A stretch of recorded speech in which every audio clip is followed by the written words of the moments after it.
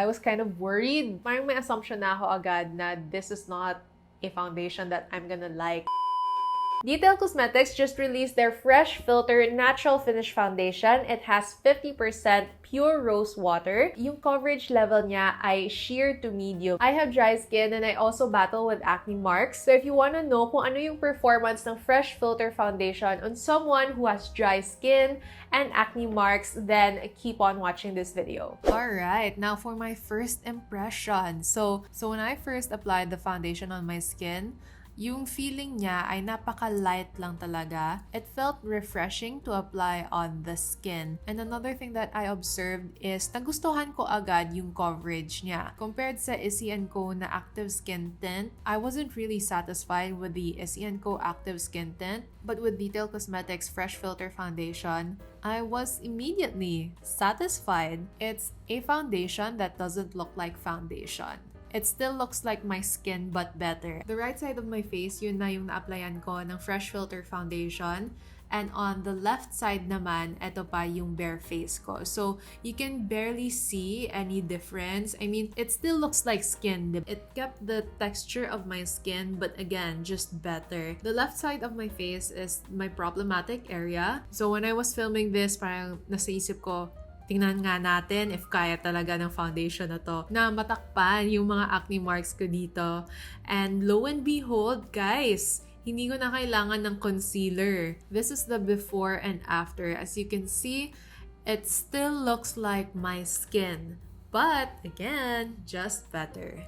Now, to do the rest of my look, first is I'm gonna color correct my under eyes using Get Ready With Me's Milk Tint. This is in the shade Winter Melon. Nag-apply lang ako ng very, very light tint on my under eyes. Again, don't use a lot. Just use a very tiny amount on your under eyes. Because if naparami kayo, then magmimix yung Winter Melon sa foundation ninyo and it will turn orange. Then to cover up the color corrector, I'm using Fresh Filter in the shade Cashew.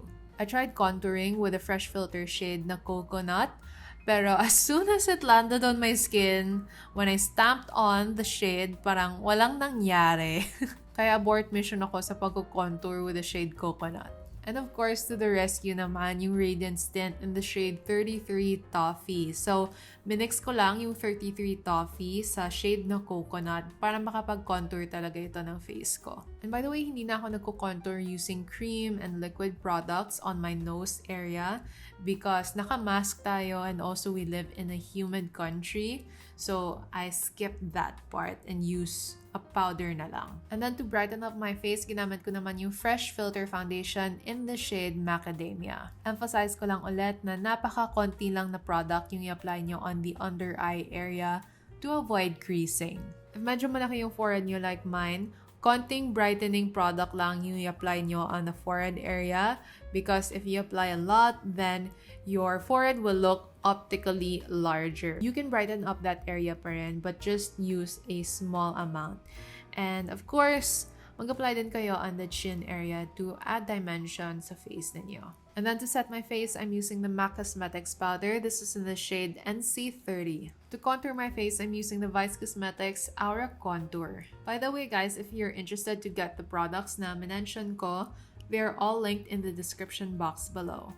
For my kilay naman, I'm using my favorite brow liner. So this is from Detail Cosmetics as well. Ito yung Superfine liner nila. And this is in the shade Cappuccino. For my eyeliner, I'm using the Vice Cosmetics Kloss na gel liner pencil. This is in the shade Soft Lang. By the way, nag-try on and nag-review ako ng latest collaboration nila ni Mama Ann at ng Vice. So if you wanna check that out, just click the iCard above. Sa mga nagtatanong ko ano yung favorite mascara ko, then it will have to be K Palette's One Day Lash Up Mascara. For the blush, oh my gosh guys, sobrang gustong-gusto ko talaga yung blush na to. This is from Ever Belena. This is in the shade Willow. Maganda yung shade na to for the summer. It has that perfect summer vibe. It complements the morena skin so well. And yung blush na to has very micro fine na gold specks that can reflect light, so it will make your skin a little bit glowy without having to use highlighter. To match the summer vibe of my blush, yung mga napili ko na lippy ay first from Sunny's Face. Ito yung Fluff Matte nila in the shade Brunette. So I'm using this as my lip liner, and to color the rest of my lips, I'm using Kloss Beauty's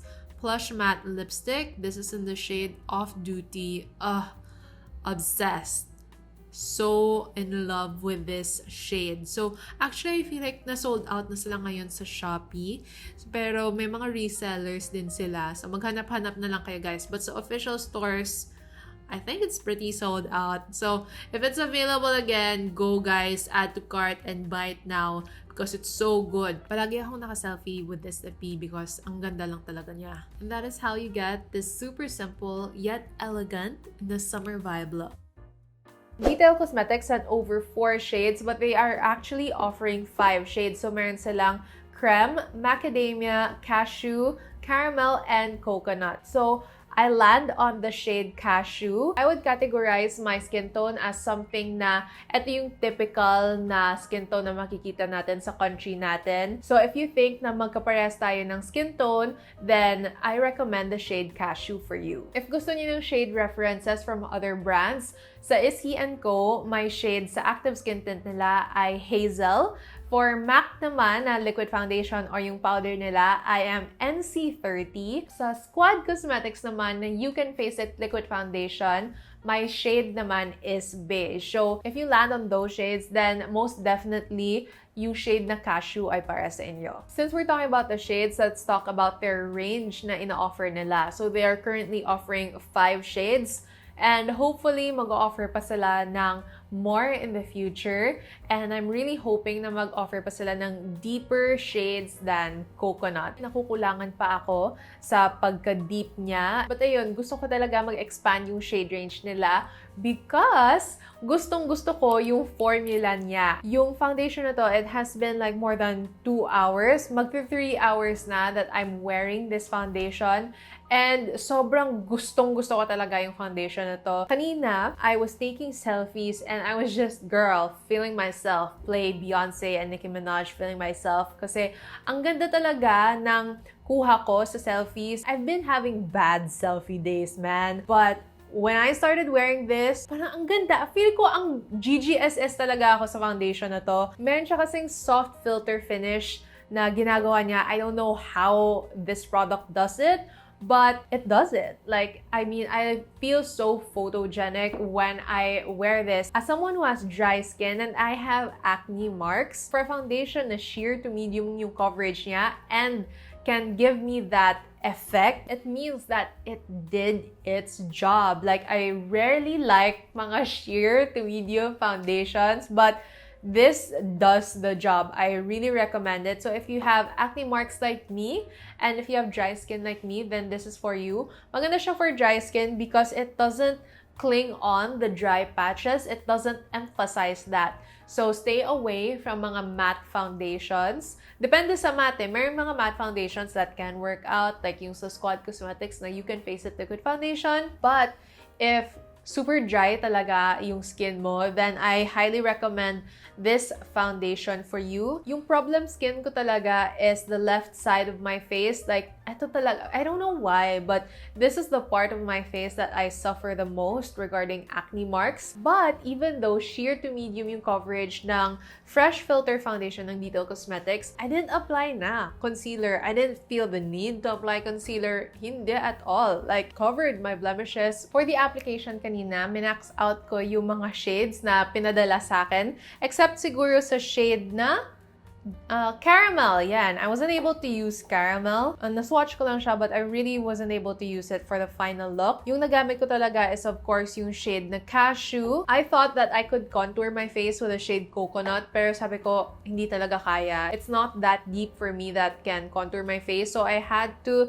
mix in Get Ready With Me's Radiance Tint. This is in the shade 33 Toffee. So, minix ko siya with the shade coconut para makapag-contour talaga siya ng face ko. And then, of course, to add light back into my face, yung shade naman ng macadamia on the high points of my face. And in fairness, it was able to add dimension on my face and sobrang gugustuhan ko talaga siya. Feel ko, I want to use this product with Ano ba yung latest release ng Squad Cosmetics? Ayan, yung serum blushes nila. Ayun, I feel like they're gonna be such a good pair. Guys, I'm gonna make a tutorial. Abang-abang na kayo. Kaya make sure nakasubscribe kayo sa channel ko and click that bell button for that tutorial. Kasi feel ko maganda yung combo na to. Yung price ng Fresh Filter Foundation as of filming this right now is 475 pesos, naka-discount siya, pero yung original price niya talaga ay 499.